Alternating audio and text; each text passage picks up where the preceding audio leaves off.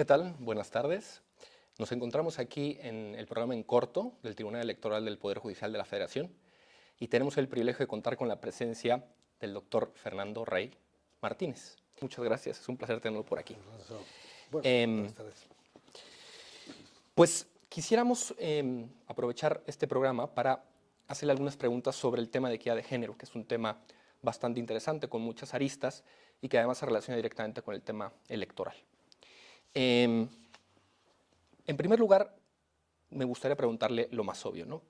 ¿Qué significa la igualdad de género? Vamos a partir un poco desde lo más general para ir entrando en ciertas particularidades. Entonces, si nos pudiera decir alguna definición de lo que es la igualdad de género. Con mucho gusto, Alonso. La igualdad de género es un concepto jurídico preciso que tiene a su vez dos contenidos posibles, ¿no? Por un lado, igualdad de género significa igualdad de trato entre hombres y mujeres. Esto significa que no son admisibles en derecho los tratos diferentes y peores a las mujeres solo por ser mujeres. Y la igualdad de género es también igualdad de oportunidades entre hombres y mujeres, y esto significa que es legítimo el trato jurídico diverso a las mujeres y grupos de mujeres que están en alguna situación de hecho en desventaja respecto de un grupo de varones similarmente situados, ¿no? Igualdad de trato, igualdad de oportunidades. Y ambos conceptos integran lo que es la igualdad de género. A veces se dice equidad de género. En Europa, en España, no hablamos tanto de la idea de equidad, tenemos solo la idea de equidad ligada al viejo concepto del derecho civil, de la resolución de la justicia del caso concreto. Y, sin embargo, creo que es una idea o es un concepto evocador en relación, muy plástico en relación a la igualdad de género. Desde mi punto de vista, equidad de género comprende la igualdad de trato, pero también la igualdad de oportunidades, ¿no? Digamos, en un cierto sentido, igualdad de género podría ser solamente la igualdad de trato, es la dimensión más obvia.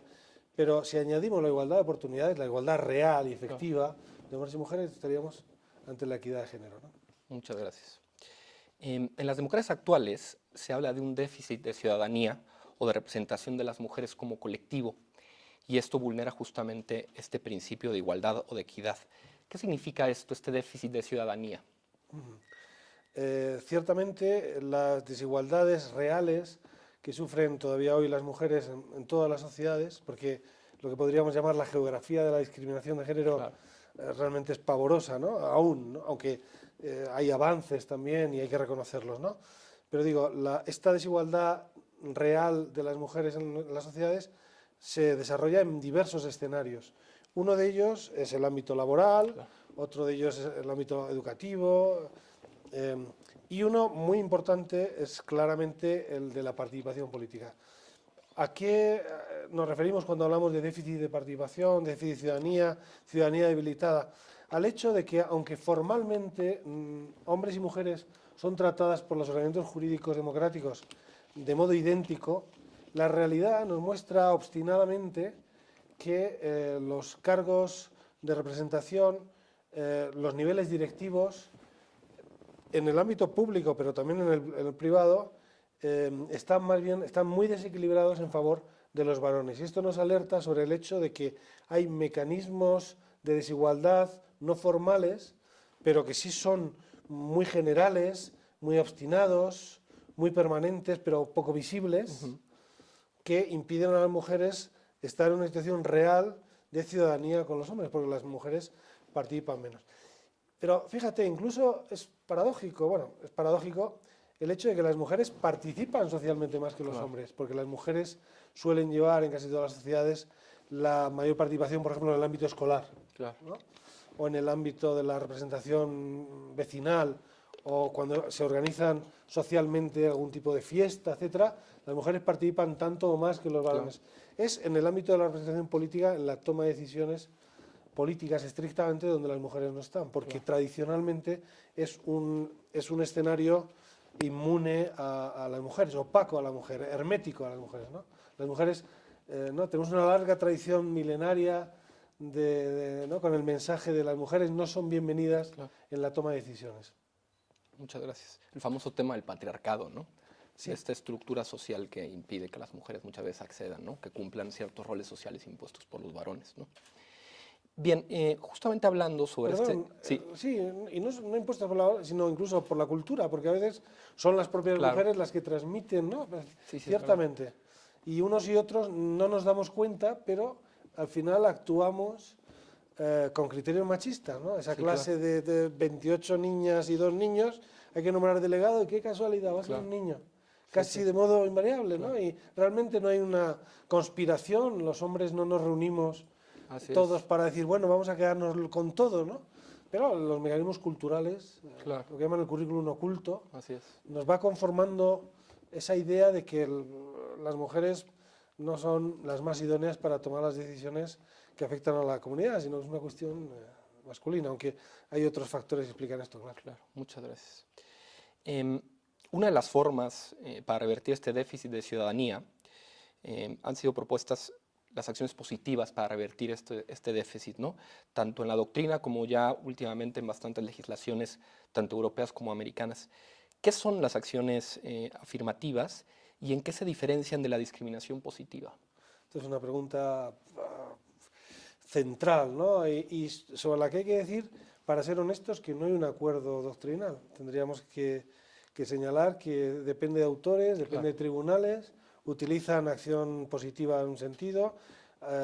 Hay quien dice que las acciones positivas y las acciones positivas son dos caras de la misma moneda. Hay otros que hablan de acciones afirmativas, otros de discriminaciones inversas. Ni siquiera con el lenguaje nos entendemos, ¿no?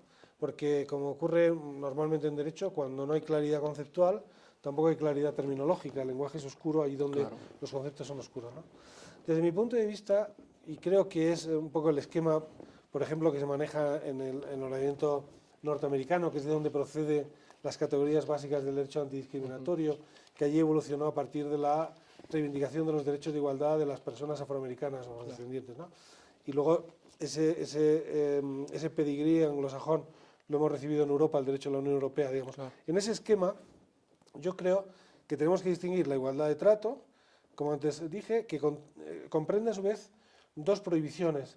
La prohibición de discriminaciones directas, que es todo trato diferente y peor en atención al rasgo de que se trate, en este caso ser mujer, pero también comprendería las discriminaciones indirectas o de impacto, que son aquellos tratos aparentemente neutros, pero que de hecho impactan negativamente, en este caso son las mujeres, ¿no? Ejemplo, para entrar en la policía del Estado X, que se exige tener una altura de 1,90 metros. Bueno, pues no se dice mujeres abstenerse, pero por la diferente altura estadística, porque sí que hay chicas mayores de 1,90, pero estás impactando. Bueno, eso sería la igualdad de trato. Las acciones positivas estarían en el campo de la igualdad de oportunidades. La acción positiva es un trato diferente y mejor a alguien que de hecho está peor. La acción positiva es la auténtica medida del Estado social. El Estado social, todos los Estados democráticos lo son, comprenden muchísimas desigualdades en favor de grupos sociales en desventaja. Una beca de estudios, cualquier tipo. Por eso las acciones positivas no son problemáticas desde el punto de vista teórico, ¿no? Es lógico que el derecho trate mejor a aquellos grupos y personas que están de hecho peor, porque si tratara a todos del mismo modo, si tratara a todos de modo idéntico, estaría perjudicando a los que de hecho están peor, ¿no? Claro. Bien, las acciones positivas, digo, no plantean mayores problemas. Lo que ocurre es que hay otro concepto que es el de discriminaciones positivas. Claro, una discriminación positiva, por un lado, es una acción positiva, es un trato diferente y mejor a alguien que de hecho está peor. Pero va más allá. Es una acción positiva que perjudica a algún miembro concreto del grupo mayoritario. O sea, incluye una acción positiva, pero también una discriminación directa, en este caso, a un miembro del grupo mayoritario, en este caso de los varones. Claro. Suelen revestir la forma de cuotas rígidas, de reglas de preferencia absolutas, ¿no? Bien, las discriminaciones positivas, claro, se llaman positivas porque una discriminación negativa estaría prohibida por una discriminación de trato, inadmisible. Las discriminaciones positivas sí se permiten en algunos casos. Aquí ya entramos en aguas pantanosas, porque en algunos casos sí se pueden permitir y en otros no. Pero en todo caso hay que justificar de modo muy persuasivo que sí son válidas porque se está perjudicando en este caso a un varón, ¿no? Por poner un ejemplo, la famosa sentencia Calanque del Tribunal de Justicia de Luxemburgo, de la Unión Europea, que es de 17 de octubre de 1995, una legislación alemana de un Estado alemán, establecía que para acceder a los puestos directivos del LAN respectivo, en caso de que esos puestos directivos no estuvieran cubiertos por el 50% de mujeres, tendría una preferencia automática la mujer sobre el candidato varón que compitiera con ella, ¿no? Aplicando esa regla, entró un señor, el señor Calanque, y la señora, entró la señora Glisman, Claro. y el señor Calanque demandó este asunto a los tribunales primero alemanes, que a su vez, bueno, pues lo llevaron al Tribunal de Justicia porque hay directivas europeas en materia de igualdad de género. Claro, el señor Calanque decía, oiga, me parece muy bien lo de la igualdad entre hombres y mujeres, pero al final estamos compitiendo esta señora y yo, y esta señora se ha quedado con el puesto solo porque yo soy varón y ella es mujer. Yo estoy a favor de la igualdad de las mujeres, pero no lo hagan a costa mía, ¿no? Claro. Este es un ejemplo de discriminación directa. Es una acción positiva, porque lo que se trata no es de evitar que los hombres lleguen, sino efectivamente de que haya una proporción entre mujeres en puestos directivos y hombres. Eso es absolutamente legítimo, es un fin que la Constitución quiere de un Estado democrático, también los alemanes, pero tenía ese efecto simétrico. Claro. El Tribunal de Justicia dijo que eso no era válido. Luego corrigió un poco, pero no revocó esta doctrina, la corrigió en la sentencia Marshall del 98 y luego otras. Lo que vino a decir es que lo que el derecho de la Unión Europea no permite son las reglas de preferencia absolutas. Claro. Es decir, en caso de competencia, igualdad de mérito, Sí. entra la mujer. No, viene a decir, bueno, se puede establecer, entra la mujer, pero podría entrar el varón si, por ejemplo, el varón es discapacitado, o si el varón es la única fuente de ingresos de la mujer, de su familia. Claro, podría ocurrir que la mujer no tuviera carga familiar y el hombre sí, entonces podría entrar el varón. Es decir, sí permite las discriminaciones positivas, matizadas, no absolutas. Sí. No es En el automático, campo ¿no? Se tiene que ponderar y ver, ¿no? Claro, y además depende del escenario, pues no es lo mismo. En este caso era acceso a la función pública, donde el principio de igualdad de mérito y capacidad es esencial. En el ámbito de la contratación privada, pues hay otras reglas, son más flexibles. Y luego está el escenario propiamente político-electoral, la discusión de las cuotas electorales. ¿No? Ese es justamente un poco el tema al que quiero entrar en la siguiente pregunta. En el ámbito justamente de los derechos políticos y en particular del derecho al sufragio pasivo, muchas democracias han establecido en sus leyes electorales medidas tendientes a igualar la participación de hombres y mujeres, tales como las cuotas de participación por sexo y la paridad de género, ¿no? En el caso particular de México, por ejemplo, desde la reforma de 2014, nuestro artículo 41 constitucional prevé justamente el tema de la paridad, ¿no? Entonces quería que nos hablara un poco de estas cuotas de participación y de paridad de género, ¿no? En qué se diferencian, si realmente son acciones positivas o incluso si en alguno de los dos casos se puede considerar que podría llegar a ser justamente una discriminación positiva, ¿no? Claro, esta es la cuestión clave, ¿no? Desde el punto de vista jurídico de este tipo de medidas. Bueno, como sabéis bien, el tema debuta a finales de los años 90, comienzos de los 2000, y las primeras decisiones de los tribunales constitucionales que se enfrentan a las cuotas electorales son más bien muy negativas. El Tribunal Constitucional italiano dice que no, ni hablar, el Consejo Constitucional francés dice que ni hablar, también hay tribunales ingleses que dicen que ni hablar. Yo ya escribí unos comentarios en esa época y dije ni hablar, me escandalicé, porque, claro, porque estamos entrenados, los juristas de nuestra tradición occidental, estamos entrenados en la tradición de la idea de igualdad francesa, que es la idea jacobina, todos iguales, y nos repugna la idea de que haya grupos pequeños dentro de la sociedad general, ¿no? El Parlamento, la Asamblea Nacional, representa la voluntad general. Claro. Entonces, ¿no? La voluntad de todos los franceses, ¿no? Sin embargo, claro, ¿qué ha ido ocurriendo? Lo que ha ido ocurriendo es que todos hemos ido evolucionando hacia un entendimiento más norteamericano, más de igualdad, ¿no? De la igualdad como pacto de equilibrio entre grupos diversos. Y bueno, hemos ido comprendiendo también, efectivamente, nos hemos enfrentado a las cifras, ¿no? En los años 90 o comienzos de los 2000, pensábamos, bueno, esto de la igualdad va a caer como fruta madura, ¿no? El análisis que se solía hacer era, bueno, realmente hay pocas mujeres con estudios universitarios aún, cuando haya tantas como hombres, lo normal, lo natural es que las mujeres pues llegarán a los puestos de toma de decisiones en lo público y en lo privado como los varones. Parecía que eso era lo normal, pero vimos que no llegaban, no llegan ni hoy. Vimos que las estadísticas, también de modo muy obstinado, muy tozudo, nos dicen, allí donde se llega a un puesto en el que es de confianza, que es de elección, normalmente se elige a un varón. Esto, claro, es la cultura patriarcal que tenemos y que a veces ni siquiera nos damos cuenta de que tenemos, pero tenemos. Es como el médico de Molière que hablaba en prosa sin saberlo, ¿no? Entonces, claro, yo he revisado mi propia postura, pero bueno, también, bueno, todos los tribunales, ¿no? Realmente la tendencia es ahora justo lo contrario. O sea, la validez de las cuotas electorales ya no se discute. O sea, es un caso realmente sorprendente, porque al principio había unanimidad en que no eran válidas y ahora empieza a verlo en que sí que son válidas. Pero bueno, más allá de esto, ¿no? Yo querría decir sobre las cuotas electorales dos cosas, una de tipo jurídico y otra de tipo político o social, creo, para enmarcar bien el asunto, ¿no? Una de ellas, desde el punto de vista jurídico, se discutía si son una medida de acción positiva, una medida de discriminación positiva.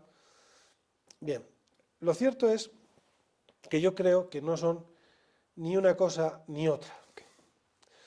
Pero bueno, esta es una tesis verdaderamente minoritaria, ¿eh? No aspiro a convencer a nadie.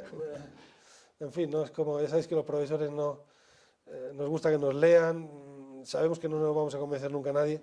Un amigo mío dijo que se había casado para duplicar el número de sus lectores, pero sinceramente yo no le dije nada, pero yo no creo que su mujer lea lo que le escribe, en fin, ¿no? Pero bueno, mi tesis minoritaria, vamos a ver. Sí. Una cuota electoral normalmente como se establece es, bueno, pues 40-60, 50-50, en ese caso hablamos de paridad, ¿no? Sí. En realidad, ese modo de establecer la cuota es neutro y nos está diciendo que ninguno de los dos sexos va a tener una representación mayor. O sea, desde ese punto de vista, aunque la finalidad de la medida es claramente una acción positiva, porque lo que se busca no es que los hombres estén representados en las cámaras parlamentarias y en los gobiernos, claro, es que las mujeres estén. Hay una finalidad positiva, aunque en el futuro no sabemos. Pero, desde el punto de vista jurídico preciso, es más bien una regla bidireccional. Entonces, claro, yo, haciendo una reflexión, que además tuve oportunidad de hacerla aquí en el tribunal, en el verano del 2012, dando un curso y hablando y leyendo, viendo lo que había pasado también, digamos, el ingenio de los partidos políticos mexicanos, pero que también lo hay en España, en todos los lugares, o sea, que es un fenómeno global.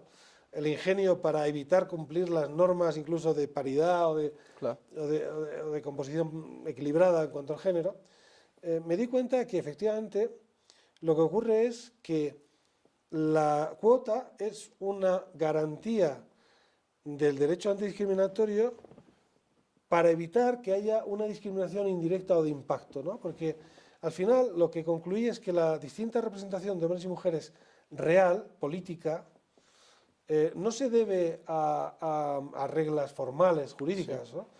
Formalmente todos están abiertos para hombres y mujeres por igual, sino a mecanismos sociales, culturales, que impiden, de hecho, que las mujeres accedan en el mismo porcentaje. Para evitar ese pervasivo y permanente obstáculo social y cultural, hace falta una acción jurídica, una garantía que evite la discriminación indirecta de impacto. Esa garantía es la cuota electoral. Por tanto, esto es interesante porque si la consideramos una garantía contra una discriminación indirecta de impacto, ya no tenemos que justificar especialmente la validez. La cuestión ya no es por qué las cuotas, ¿no? Sino que la cuestión sería por qué no las cuotas. O sea, ¿qué razones hay para eliminarlas, ¿no? Dado que la realidad es tozuda? Pero bueno, desde el punto de vista social y cultural, mi reflexión es que en el plano político, muchos actores políticos piensan que con las cuotas electorales ya está todo solucionado, que las mujeres participan, incluso pues, confunden al electorado en ese sentido. Y a mí me parece que incluso eso es machista. Muchas veces utilizan las propias mujeres que participan en las listas como se exhiben como un triunfo, como un privilegio, una gracia que se las hace, etcétera, ¿no? Mi idea es que las cuotas son válidas, son necesarias en este momento, habría que ver en el futuro, cuando ya no se den esos mecanismos culturales, cuando no se den esas estadísticas que son compactas. Digo, mi idea es que las cuotas que son válidas, son necesarias, son el punto de partida, pero no el punto de llegada. O sea, es decir, la reflexión sobre la participación de las mujeres en política tiene que ir más allá. Porque no vale solo las cuotas. Primero porque las cuotas afectan solo a las cámaras parlamentarias, a veces a algún gobierno, pero no a todos. En el ámbito del Poder Judicial habría que ver, habría que hacer el recuento. Que no se trata de colocar a las mujeres con calzador, sino de preguntarnos por qué no hay mujeres, normalmente si ya son el 51%, 52% de la población, cómo no son normalmente una proporción semejante a esa. Si no lo son, es que algo no funciona. No, entonces, claro, hay que hacer esa reflexión, hay que ver que el trabajo político es un trabajo muy intenso, sin horarios, y esto nos lleva al tema de la conciliación entre la vida privada y la vida laboral, que es ahí donde está el tema, ¿no? Claro, muchas mujeres quizá no quieran dar tampoco el salto a la vida política si se ven obligadas a cuidar en lo privado y luego tener que llevar un horario infame, ¿no? Etcétera, ¿no? Y luego también hay que pensar que estamos hablando de cuotas electorales, cuotas del sector público, pero ¿qué ocurre con las cuotas en las empresas, etcétera? Las mujeres están todavía menos representadas en el sector privado, ¿no? Claro. Y en este punto también el sector público debe ser la punta de lanza. Muchas gracias. Otra pregunta relativa a estos temas. Algunos autores consideran que la paridad de género limita ciertos derechos humanos, como el derecho de presentación de candidatos, el derecho de asociación y el derecho de libertad ideológica, por ejemplo, los partidos. Incluso usted en algún artículo, que fue una conferencia que dio en 2007, decía en un sentido hipotético que ¿por qué no pensar, por ejemplo, en un partido feminista constituido de puras mujeres o en un partido de hombres, ¿no? Entonces, ¿realmente se consideran estos límites justificados? Sabemos que evidentemente en los estados democráticos a veces tienen que limitar los derechos, sobre todo cuando hay una colisión, ¿no? Pero estas limitaciones tienen ciertas características muy propias. Entonces quisiera preguntarle a usted de qué opinión es, si sigue manteniendo esa opinión de 2007, ¿no? Porque también hay otros autores que consideran que son medidas justificadas y proporcionales, ¿no? Que son como dos de los criterios que pide el Tribunal Europeo de Derechos Humanos para limitar ciertos derechos humanos, ¿no? Entonces, querría que nos hablara un poquito de esto. Claro, aquí solo recordar aquella frase de Churchill que decía que a lo largo de su vida se había tenido que comer sus propias palabras muchas veces, pero que había descubierto que es una dieta equilibrada, ¿no? Bueno, realmente sí creo que efectivamente las cuotas electorales limitan la libertad ideológica de los partidos, limitan su capacidad de organizarse, ¿no? Pero sí que considero que se trata de una limitación objetiva, justificada. Sobre todo porque, porque es muy difícil, a mí me gusta hacer un derecho constitucional, un derecho político realista, ¿no? Muy atento a la realidad, ¿no? En este caso tenemos que ver la realidad, y ya no solo de México, sino de todos los países, y de cómo los mecanismos que existen para sortear la paridad, etcétera, ¿no? Entonces, efectivamente, sí, suponen una cierta limitación. Pero hay otras limitaciones también, ¿no? Porque, como sabemos, la representación, pues hay limitaciones de edad, ¿no? Podríamos plantearnos por qué los chicos de 16 años que pueden ya trabajar o tienen responsabilidad penal o pueden tomar decisiones sobre su salud, incluso de limitación de medidas de soporte vital o para abortar, y sin embargo no pueden votar, ¿no? Eso también tenemos que irlo revisando, pero bueno, en todo caso hay limitaciones por edad, porque incluso aunque se baja a los 16, es a los 16, no a los 15. Y no deja de ser también incurre en cierta dosis de arbitrariedad, porque hay chicos que a los 14 tienen más madurez que gente a los 40 o a los 50, claro. A veces la madurez no se adquiere, se tiene de serie o no, o ya se llega tarde siempre, ¿no? También hay límites en cuanto a la residencia, ¿no? La representación a veces requiere obligaciones de residir en un lugar para poder ser representante de ese lugar, etcétera, ¿no? Y por supuesto hay otros límites que no son formales, pero que son tan importantes como los formales, que tiene que ver pues con bueno, las familias ideológicas dentro del partido, claro. La mayor o menor cercanía con el líder, con programas. Es decir, en realidad, cuotas, el momento de la verdad, que es el momento en el que un propio partido presenta a sus candidatos, está tamizado, limitado por 1000 condicionantes, ¿no? Ciertamente sería un poco injusto que nos fuéramos a fijar únicamente el del género, ¿no? Y no en todos los demás, que damos por buenos y no se discuten, ¿no? Claro. Ya incluso el hecho de cuestionar solo el género ya nos indica que estamos haciendo una lectura sesgada ideológicamente de este asunto, ¿no? Así es. Pues escuchándolo, creo que se puede llegar a concluir que el tema de la equidad de género, en efecto, necesita elementos jurídicos formales, acciones positivas, tales como las cuotas de género o la paridad, pero también incluso se necesita un cambio cultural hondo, ¿no? Una transformación, ¿no? Que incluso también viene o puede venir dado por políticas públicas donde haya un empoderamiento de la mujer, ¿no? Se habla de este concepto de empoderamiento, ¿no? Nancy Fraser, por ejemplo, dice, se tendrían que tomar medidas a nivel social, ¿no? De erradicación de la pobreza de la mujer, cómo manejan los tiempos libres las mujeres, igualdad en el salario, una serie de condicionantes sociales que, por mucho que en las leyes y en las formas esté consagrada la igualdad de género, si no se modifica estas estructuras sociales, difícilmente se puede hablar en términos sustantivos de equidad de género, ¿no? Mi última pregunta sería, ¿qué piensa al respecto, ¿no? Como conclusión de este tema. Totalmente de acuerdo. Digamos, aquí hay una batalla legal en relación a las cuotas de género, pero la guerra es una guerra cultural, es una guerra global total, ¿no? Y esto me recuerda también, no querría acabar esta entrevista, muchísimas gracias también a la sala por esta invitación, me siento honradísimo. No querría, digamos, despedirla sin mencionar a las millones de mexicanas que por pertenecer a comunidades indígenas, todo lo que hemos venido hablando ni siquiera le es de directa aplicación, porque tienen mecanismos de representación política por usos y costumbres, ¿no? También he tenido oportunidad de escribir sobre esto y estuve en Chiapas y en Oaxaca y hablando y viendo, ¿no? Interrogado yo, sabiendo que mi capacidad de comprender esta realidad es ya totalmente ilimitada. Ya me equivoqué inicialmente en este tema, imaginaos ahora, porque soy varón, no soy mexicano y no soy ni de ninguna comunidad indígena. Bueno, soy de mi comunidad indígena, la de León, de Viejo León de España, ¿no? Pues todos al final somos... ¿no? Pero bueno, en fin, y claro, yo aquí he escrito diciendo que, por supuesto, la recuperación o la puesta en valor de los derechos políticos de las comunidades originarias es uno de los grandes cambios del derecho constitucional contemporáneo, Claro.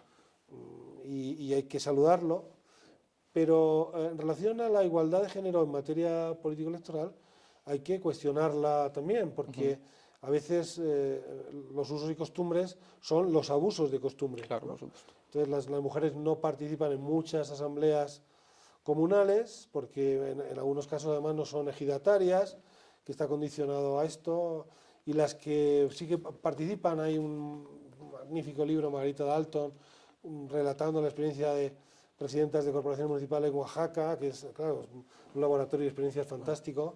Dice, las pocas presidentas municipales indígenas pues se enfrentan a unas dificultades y unas incomprensiones y unos malos entendidos, incluso muchas de ellas están ahí porque su familia ya estaba en ello, claro, por razones, digamos, o porque han enviudado, pocas son casadas, por ejemplo, etcétera, ¿no?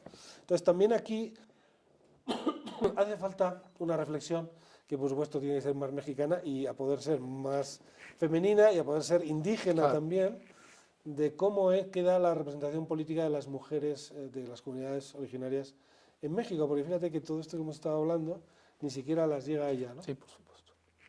Pues muchas gracias. Muchísimas gracias. Agradecemos la presencia del doctor Fernando Ray Martínez, catedrático de la Universidad de Valladolid de Derecho Constitucional, aquí en nuestro programa en corto del Tribunal Electoral del Poder Judicial de la Federación. Le agradecemos mucho su presencia, también es para nosotros un honor tenerlo aquí y que nos haya explicado con tanta claridad y puntualidad temas que realmente son complejos. Le agradecemos mucho.